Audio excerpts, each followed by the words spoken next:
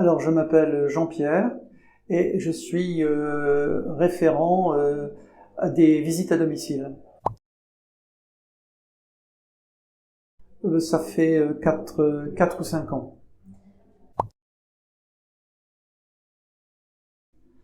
Oui, c'est donc de passer cette fameuse bulle de la solitude chez les personnes âgées avec leur accord, passer un moment avec elles, à peu près 2 heures tous les 15 jours, et c'est un rendez-vous que l'on se tient avec la personne, et pendant 2 heures, on va ouvrir un peu leur histoire, leur envie de parler, leur envie d'écouter. C'est un moment de partage dans leur solitude qui est attendu. Parce que c'est l'histoire de notre vie. C'est quand même grâce à nos aînés que nous sommes là. Et on peut retourner aussi la chose. C'est parce qu'on a décidé d'être là que nos aînés existent.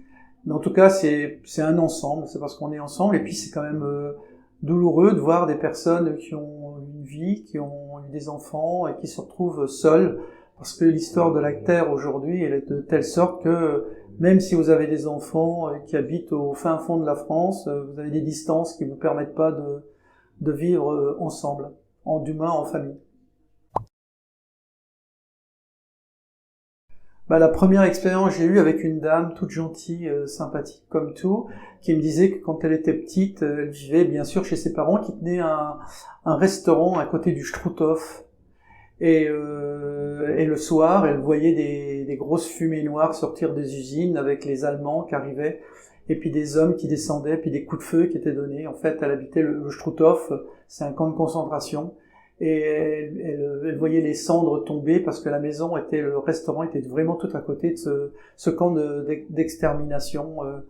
Et elle en a souffert, ça l'a marqué à vie, et moi j'ai eu vraiment, comme on dit vulgairement, les poils qui se hérissaient dans ses explications d'horreur de cette jeune qui avait une dizaine d'années à l'époque.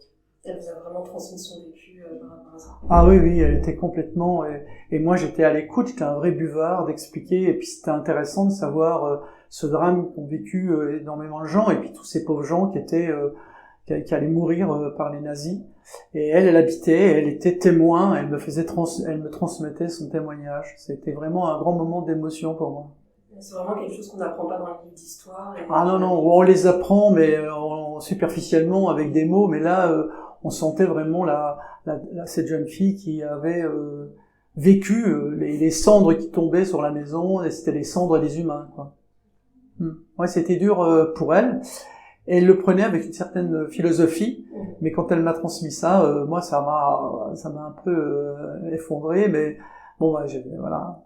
On essayait de passer à autre chose, mais de temps en temps, je lui ramenais sur l'histoire parce que j'avais envie qu'elle me transmette également. C'est dommage d'ailleurs de ne pas pouvoir transmettre des pages d'histoire aussi fortes que ça, et puis surtout bien les entendre, voire les écrire, quoi. Parce qu'on s'arrête aux chiffres, on s'arrête aux animaux. Bah oui, oui. Là, vous voyez quelqu'un qui l'a subi, quoi, en tant que petite fille en plus. Ouais, ouais. Je dirais qu'elle a le droit d'hésiter, parce que c'est aussi le bénévolat, c'est un engagement, donc il faut vraiment réfléchir avant de s'engager et dire est-ce que je serai capable de tenir mes objectifs, parce que des fois on a une multitude de bonnes raisons de dire il faut reprendre la voiture, aller au rendez-vous, revoir cette dame, parce que c'est souvent des dames, hein, je dis les dames, mais c'est des personnes qui demandent.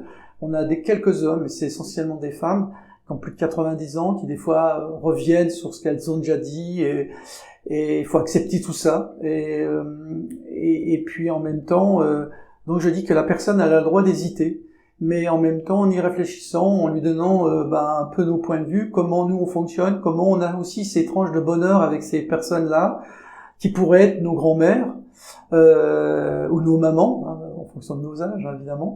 Et donc, c'est ressusciter aussi une page de notre vie à travers elle. D'accord. Merci beaucoup, Jean-Pierre. Ouais.